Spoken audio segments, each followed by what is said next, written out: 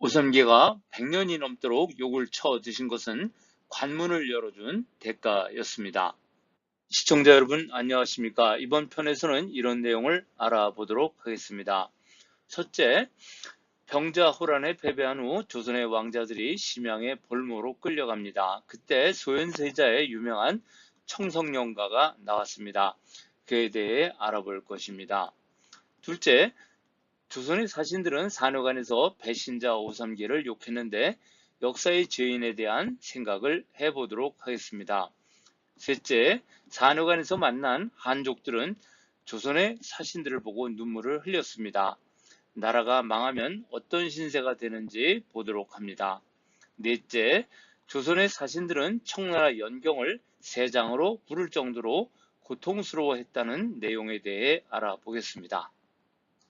명나라 말 위기가 감지되는 산허관. 여진족의 중국 대륙 정복은 조선에 상상할 수 없는 충격을 안겼습니다. 조선 사신들의 중국에 대한 자세는 1644년을 전후로 판이하게 다릅니다. 1644년 이전에 조선의 연행 사절들은 한 달 넘게 먼지를 뒤집어 쓰고 산허관에 당도했을 때 안도감을 느꼈습니다. 조선 세조 성종연간에 최숙정의 시문을 보면 만주 일대의 정세는 안정되어 있었습니다. 최숙정은 산허관에서 직접 명나라의 번영을 보고 나서 관에 오랑캐의 관문을 잠글 필요가 없을 정도로 평온하다고 썼습니다. 산허관을 지나다 만리장성이 끊어진 곳에 바다가 넓구나. 동북의 제1관이로다. 수레를 미는 병사들이 와서 진압하고 창을 쥐고 있는 병사는 편안하게 쉬고 있다. 봄을 즐기는 사녀들은 길거리에서 길을 잃고 황혼의 생황 소리가 거리에 시끄럽다. 성인의 시대도 지금처럼 위화가 멀리 미쳐서 거듭된 침범에도 쇠사슬로 관문을 잠글 필요가 없었다. 그러나 100년이 지난 1567년 선조 원년 산허관에 들렀던 율곡 이인은 사뭇 다른 광경을 보게 되었습니다. 명나라의 국세가 하양 곡선을 그리던 시점입니다. 산허관 장성에 봉화가 거의 30열이나 나열되어 있는 것을 보고 지은 목사가의 시에 차운하다 이수. 별처럼 많은 만개의 횃불이 산의 관성을 훤하게 비춘다. 교활한 오랑캐의 관을 넘보고 변경의 소리가 풍화처럼 날아온다. 화살 3개로 천산을 평정한 서린기가 없음이 아쉽구나. 이인은 교활한 오랑캐, 서린기가 보이지 않는다는 말로 산허관의 긴장된 모습을 표현하고 있습니다. 환리참으로 가는 도중에 산허관 밖에서 산허관이 가까운 줄 호련 깨닫자 서쪽 가는 나그네의 마음 바빠지네. 오랑캐 산 바닷가에서 끊기고 진나라의 성곽휘 긴 구름에 기대 있고 해는 지는데 망루는 멀리 있고 바람 불어 붉은 깃발 번뜩인다. 명주 들고 내일 출발을 기다리는데 마치 내 고향 들어가는 듯하다. 율곡이 다녀온 지 10년 후인 1577년 김성일은 북경의 서장관으로 갈 때 위해시를 지었습니다. 위해시에서는 위기감이 없습니다. 오히려 산허관에 대한 기대와 마치 고향 땅에 가는 기분을 느끼고 있습니다. 체립이 1581년 쓴 산해관 차운이라는 시에서도 산해관에서 편안함을 느끼고 있습니다. 산해관 차운. 산해 위에 다다르니 여기가 제왕의 고장임을 알겠다. 가난한 사람들도 모두 이중 처마집에서 살고 부유한 상인들이 사방에 몰려오네. 관신들은 가득하고 악기 소리, 읽는 소리 낭낭하네. 부절 들고 수차례 지나갔는데 우리들은 중국 남쪽의 오랑캐와 다르네. 체립은 산허관에서 가난한 사람들도 좋은 집에서 살고 부유한 상인과 관신들이 가득한 광경을 보고 제왕향의 모습이라고 느꼈습니다. 중국의 연행사로 자주 파견되었던 중국통 허균은 만력 42년 1614년까지도 사행 도중 오랑캐가 소란을 피운다는 소식을 들었지만 제국의 안녕을 위협할 정도는 아니라고 여겼습니다. 그는 사내관이라는 시에서 태평하고 전쟁이 없으니 사랑과 물자에 성은이 담겨 있다고 중국의 태평성세를 노래했습니다. 중국 문화에 깊이 빠져있던 허균은 그 모든 것이 만력제의 성은 덕분이라고 했는데 혼주 만력제의 성은이라니 황당합니다. 당시 조선인들이 중국을 어떻게 여겼는지 잘 보여줍니다. 이때까지 조선의 사신들이 본 사내관의 분위기는 대체로 평온했다고 할 수 있습니다. 그러나 조선의 4대 문장가이자 뛰어난 외교관으로서 4차례 북경에 갔던 이정규는 일침을 놓았습니다. 모름지기 인으로 쌓은 보루야말로 진정한 천연의 요새임을 알아야 하며 금성탕지로 오랑캐를 제압할 수 있다고 말하지 말라고 했습니다. 인구 1억 명의 명제국이 100만에 불과한 여진족에게 멸망할 것이라는 상상은 누구도 하기 어려웠는데 불행히도 이것이 현실로 되어버렸습니다. 거대한 골리앗도 내부에서 종기가 곪으면 순두부에 불과합니다. 48화에서 53화까지의 양주 11기 내용을 보시기 바랍니다. 청나라 초기의 사내관. 후금은 1618년 무순을 점령하고 급기야 1644년 명을 멸망시켰습니다. 천지개벽이 일어났던 것입니다. 사내관을 지키는 병사들의 복장이 팔기복으로 바뀌었습니다. 복식의 변화는 누가 중국의 통치자인지를 말해주는 가장 뚜렷한 표지였습니다. 명을 정복하기 이전 후금은 1627년, 1636년 두 차례 조선을 침입해서 조선의 왕자를 비롯해 수많은 백성을 포로로 잡아갔습니다. 이곳은 복림대군의 청성령가에 나오는 그 유명한 청성령입니다.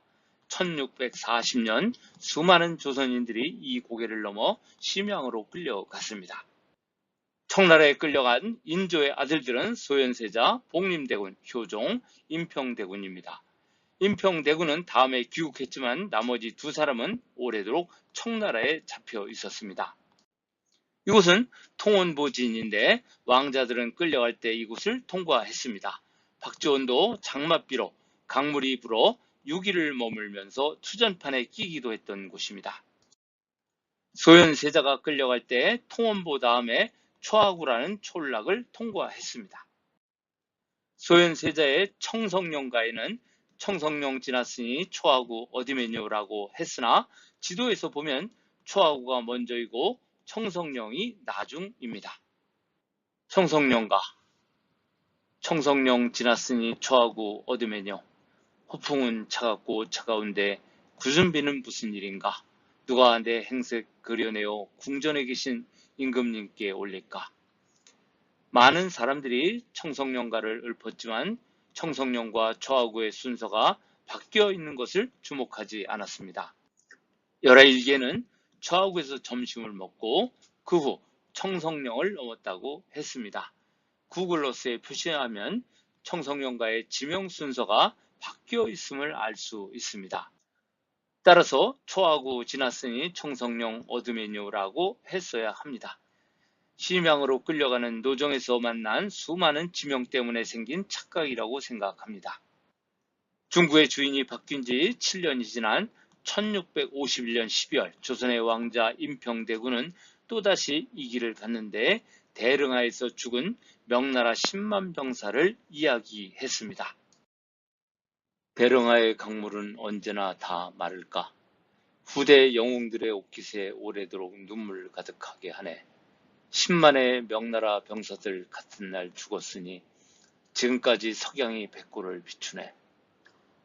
두 번째 구절은 두보의 촉상해 보이는 군사를 출정시켜 이기지도 못한 채 이 몸이 먼저 죽게 되니 영웅들로 하여금 길이길이 옷깃에 눈물 지게 하네와 비슷합니다. 후금은 1643년 8월 금주, 송산, 행산 등지의 명나라 요새 도시들을 포위했고 식량이 바닥난 홍승주와 조대수의 10만 명의 관용 철기는 탈출하다 전멸합니다. 임평대군의 시에서 같은 날 죽었다는 내용은 10만의 명나라 병사들이 탈출하다가 홍타이지의 청군에게 전멸한 사실을 읊은 것입니다.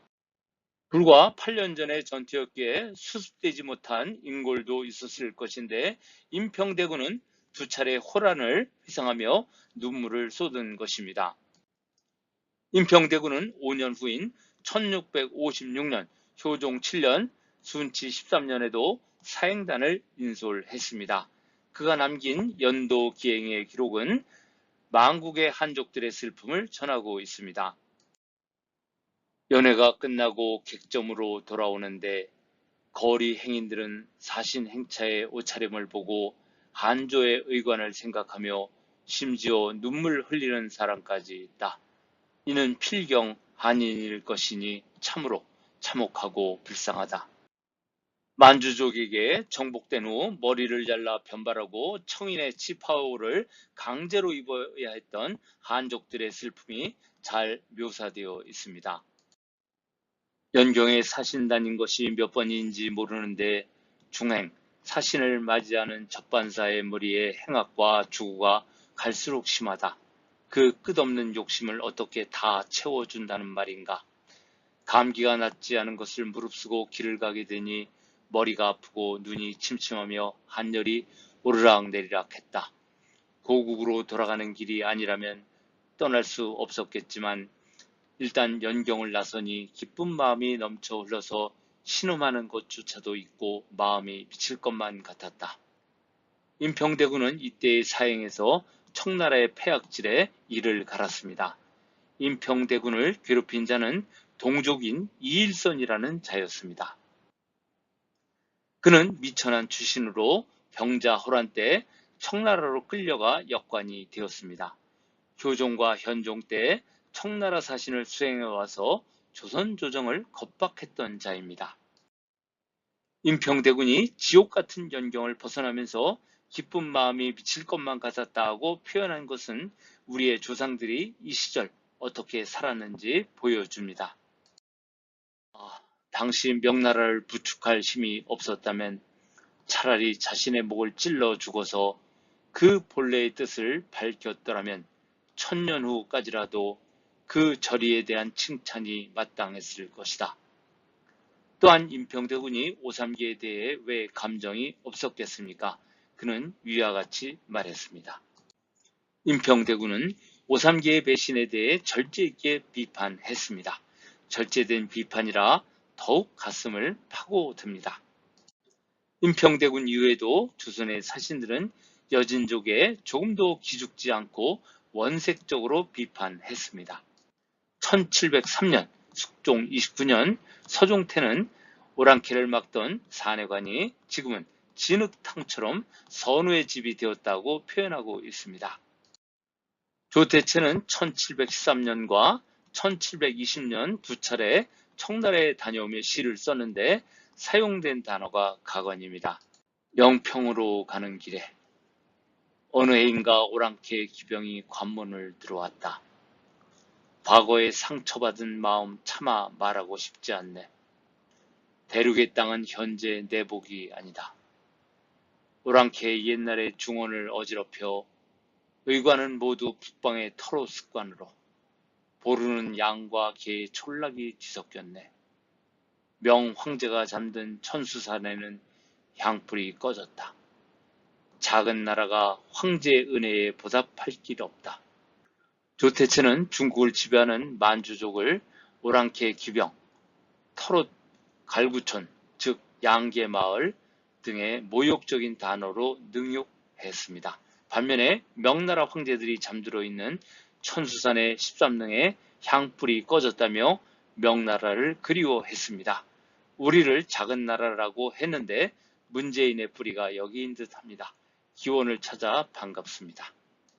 조문명은 1725년 서장관으로 갈 때 유관이라는 시를 남겼습니다.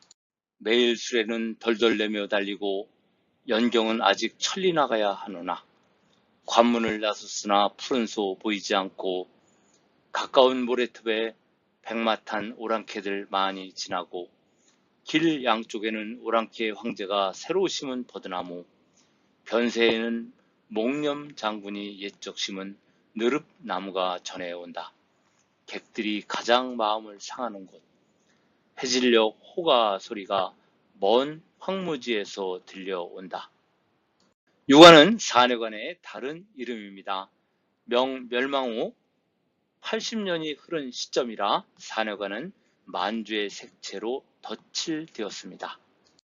관문을 나섰으나 푸른 소 보이지 않고라고 한 것은 노자, 성인이 서쪽으로 출간할 때의 모습인데 이를 백마탄 오랑캐와 대비시켰습니다. 조문명은 오삼기의 배신으로 명나라가 멸망하게 된 역사적 장소가 사내관이기 때문에 특히 가슴이 아팠습니다.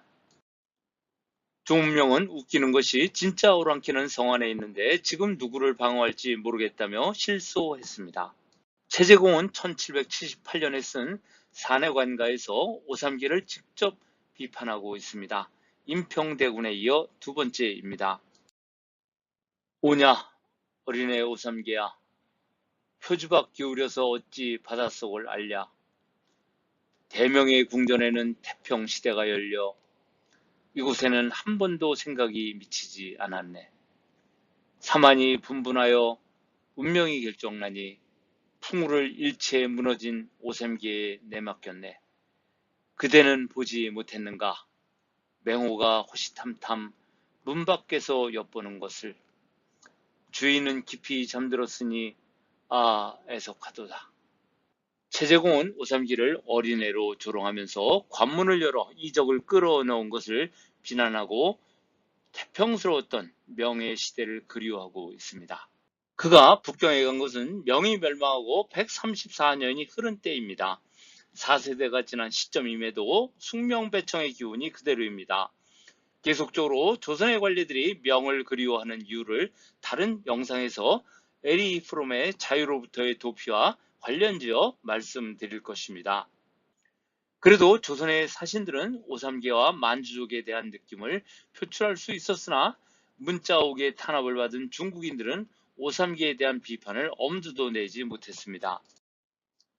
만주족이 중국을 차지한 지 101년 되던 해인 1765년 북경을 방문한 홍대용은 태학에서 위패에 만주어로 쓴 것을 봤습니다. 홍대용은 이 같은 엄중한 곳에 저희들 만주 글자로 성현의 신의를 더럽혔으니 통분할 일이다며 분노했습니다. 소중화로 접어든 조선인의 학자가 태학의 공자 위패에 오랑캐 만주족의 문자로 쓴 것에 분노한 것입니다. 1778년 북경에 갔던 이덕무 역시 태학의 위패를 만주 문자로 쓴 것을 보았습니다. 오랑캐의 글자를 어찌 성현의 심판에 썼다는 말인가? 만약 신이 있다면 이 심판에 편하게 머물진 않으리라 라고 하며 불편함을 드러냈습니다. 현재 공자의 신예는 만주 문자가 없지만 지금 보는 옹화궁처럼 만주 문자를 함께 썼던 것입니다.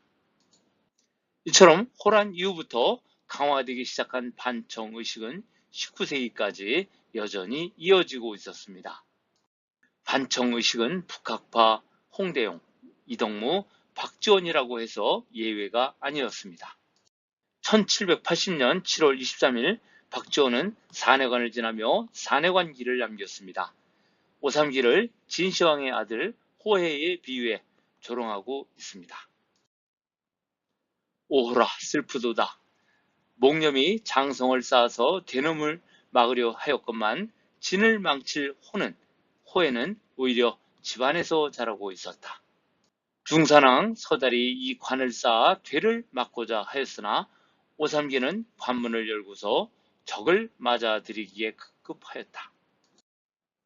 천하가 무사태평한 지금 지나는 장사꾼들의 비웃음을 사게 되었으니 난들 이 사내관에 대하여 다시 뭐라고 할 가치가 있으리요.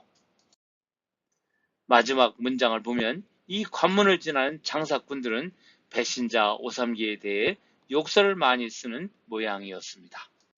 명나라 때는 조선인들이 중국에 한번 가보는 것이 꿈이었지만 청나라 때는 오히려 출관이 기쁜 일로 바뀌었습니다. 정조 16년 연행록에서 김정중은 관문을 나서니 세장을 벗어난 듯하여 통쾌하기가 이루 말할 수 없다고 했습니다. 심지어 그는 관문을 나서다 출관이라는 두 글자를 보니 그 기쁨을 알만하다고 했습니다. 임평대군의 생각과 입을 맞춘 듯 합니다. 그 이유는 오직 하나, 만주인의 괴롭힘에서 벗어난다는 기쁨 때문이었습니다. 관세가 겹겹이라도 어렵지 않고 장성을 한번 나오니 모든 근심이 풀립니다. 동해는 서로 맞이하는 것 같고 북쪽 사막의 바람이 불어도 추운 줄 모르겠습니다. 1803년 홍석주는 사내관을 나설 때 위와 같이 썼습니다. 홍석주의 이 말도 역시 임평대군의 말과 입을 맞춘 듯 같습니다. 영상 마무리합니다. 오랑캐에게 나라를 유린당한 조선의 사신들은 사내관을 지나며 오삼계를 잊지 않고 욕했던 사실은 역사를 가벼이 볼 수 없음을 웅변하는 것입니다. 물론 죽어서 영혼도 없는데 알 게 뭐냐며 역사에 죄 짓는 것을 두려워하지 않는다면 대신 자식들이 삿갓을 쓴다는 사실 하나는 알아둬야 할 것입니다.